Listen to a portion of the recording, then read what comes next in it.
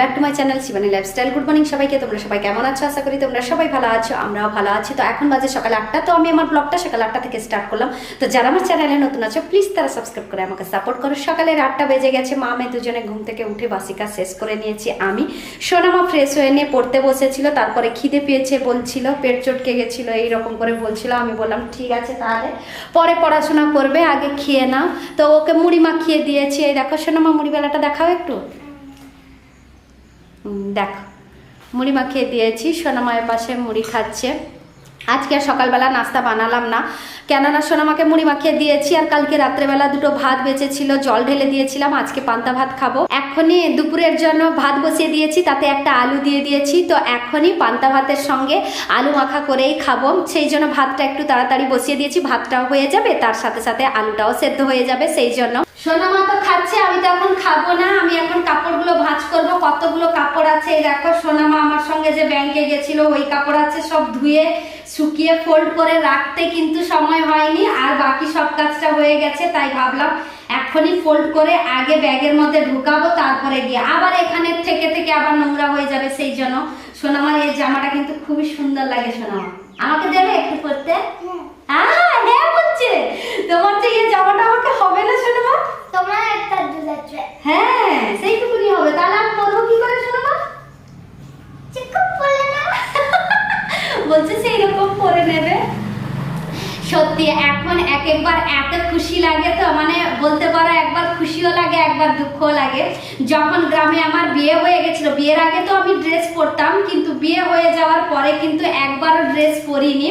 বিয়ে হয়ে যাওয়ার পরে নিজে ভেবে নিয়েছিলাম যে শেষ মনে হয় ড্রেস পরা, জামা বলো, নাইটি বলো, কিংবা জিন্স বলো, আর টি শার্ট বলো। এই যে টি শার্টটা যে আমি যে পরে আছি, সত্যি আজকে পরে থাকবো কি না এটাও আমি নিজে ভেবেছিলাম না। কারণ হলো আমাদের গ্রামে মেয়েদের বিয়ে হয়ে গেলে শাড়ি ছাড়া আর কোনো কিছুই না। বিশেষ করে আমাদের গ্রামে ওয়েস্ট বেঙ্গলে, ওখানে বিয়ে হয়ে যাওয়ার পরে এখন দেখছি ড্রেস পরছে মেয়েরা। কিন্তু আমাদের যখন বিয়ে হয়েছিল, মানে আমার বিশেষ করে যখন বিয়ে হয়েছিল, প্রায় বলতে পারো আমার 13 বছর বিয়ে হয়ে গেল। তো 13 বছর আগেকার কথাটাই বলছি। আমার যখন বিয়ে হয়ে গেছিল তখন কিন্তু ড্রেস পরার অ্যালাউ ছিল না। ড্রেস বলো, নাইটি বলো, ওগুলো পরার অ্যালাউ ছিল না, শুধু খালি শাড়ি। শ্বশুর বাড়িতে বলো, বাপের বাড়িতে বলো, ওগুলোতে কিন্তু শুধু শাড়িই পরা হবে। কিন্তু যতদিন থেকে কর্ণাটকে এসছি, আগে কিন্তু মহারাষ্ট্রতে ছিলাম, আগে 2 বছর কিংবা 3 বছর মহারাষ্ট্রতে ছিলাম, তারপরে কর্ণাটকে চলে এসেছি, আর মহারাষ্ট্রতে যাইনি। তো যখন মহারাষ্ট্রতে এসেছিলাম তখন কিন্তু 3টে নাইটি নিয়ে এসেছিলাম আর 2টো ড্রেস নিয়ে এসেছিলাম। তো নাইটিটা সবসময় কিন্তু আমি বাড়িতে ইউজ করতাম, আর যখন বাজারে যেতাম তখন কিন্তু ওই 2টো ড্রেসের মধ্যে একটা ড্রেস পরে যেতাম, একটা ড্রেস রাখতাম, ওই রকম করে। ওর মধ্যে কিন্তু ওখানে মহারাষ্ট্রতে একটা নাইটি কিন্তু চুরি হয়ে গেছিল। কে নিয়ে নিয়েছিল আমি নিজেই জানি না। তখন তো ভাষাই বলতে পারতাম না। মহারাষ্ট্রতে ভাষা আলাদা, কর্ণাটকে ভাষা আলাদা, তো ওয়েস্ট বেঙ্গলের ভাষা আলাদা। তো ওয়েস্ট বেঙ্গলের ভাষাটা যখন আমি শিখেছি, তো হঠাৎ করে যখন মহারাষ্ট্রতে এসেছিলাম তখন কিন্তু মহারাষ্ট্রে মারাঠি ভাষা কিন্তু শিখতাম না। তো ধীরে ধীরে শিখে নিয়েছি। মারাঠি ভাষাও এখন জানি, কানাডা ভাষাও জানি, তারপরে হিন্দি ভাষাটাও জানি। হিন্দি কিন্তু সত্যি কথা বলতে কি হিন্দি ভাষাটাও আগে বলতে পারতাম না, কিন্তু এখন বলতে পারি ধীরে ধীরে। প্রায় বলতে গেলে 3-4টে ভাষা কিন্তু আমার জানা আছে এখন।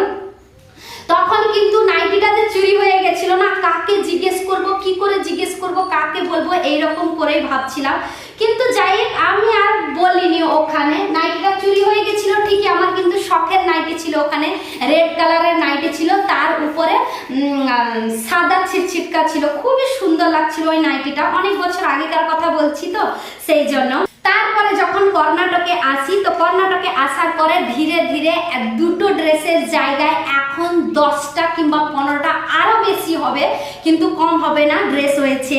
তারপরে জিন্স বলো, টি শার্ট বলো, সব কিছুটা এখন পরতে পারছি। শুধু কার জন্য জানো তো? এর বাবার জন্য। সত্যি কথা বলতে কি আমি ভীষণ হ্যাপি ওর বাবাকে পেয়ে। ওর বাবা কিন্তু কোনো সময় আমাকে নাই বলে না, যেটা আমার ইচ্ছে ওইটাই কিন্তু ও কিনে দেয়। সত্যি কথা বলতে কি ভীষণ ভালোবাসে ও আমাকে, ভীষণ। শুধু আমাকে নয়, আমার সোনামাকেও ভালোবাসে জানো তো। আর এই যে শাড়িটা যে দেখতে পাচ্ছ, তো এই শাড়িটা প্রায় বলতে গেলে 8 বছরের মতো হয়ে গেছে। এই শাড়িটা এখনো আছে, ওই যেদিন ভিডিও বানিয়েছিলাম ওই শাড়িটা বের করেছিলাম, আর আজকে ফোল্ড করছি ব্যাগে রাখার জন্য।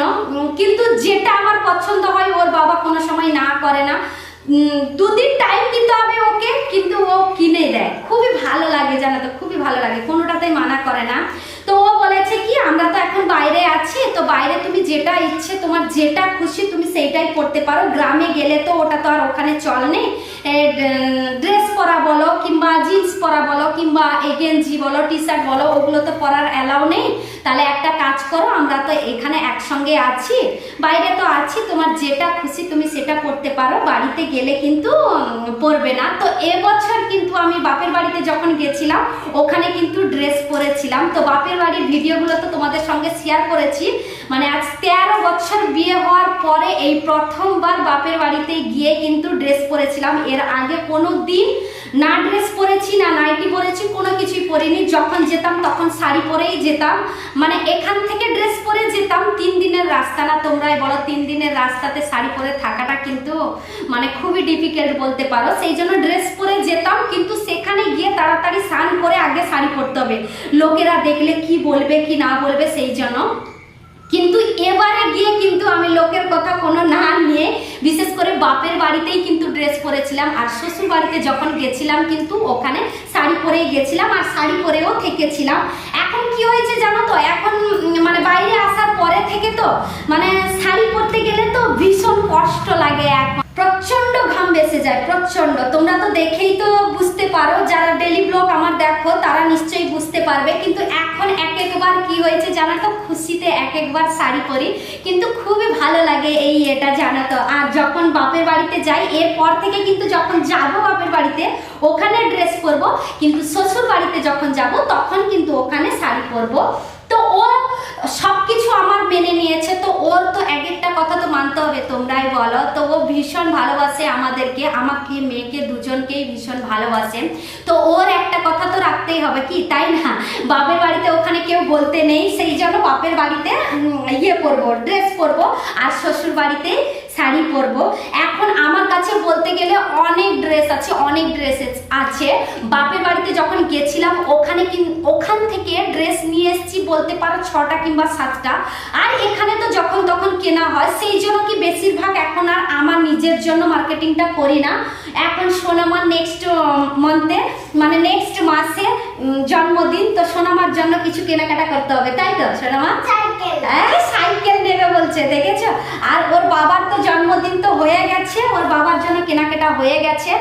আমারটা একটু পরে হলে চলবে, কারণ আমি যে বাপের বাড়ি গেছিলাম তোমাদেরকে তো বললাম 6-7টা ড্রেস নিয়ে এসেছি, তার সাথে লেগিংসও নিয়ে এসেছি, আর একটা শার্টও নিয়ে এসেছি, তার সঙ্গে ট্রাউজারও নিয়ে এসেছি, অনেক কিছু নিয়ে এসেছি। সেই জন্য আমার নিজের জন্য কিন্তু আমি শপিং করি না, একটু পরে করলে হবে। ওর কথা বলতে বলতে ওর ফোনটা চলে এলো, দেখেছো তো?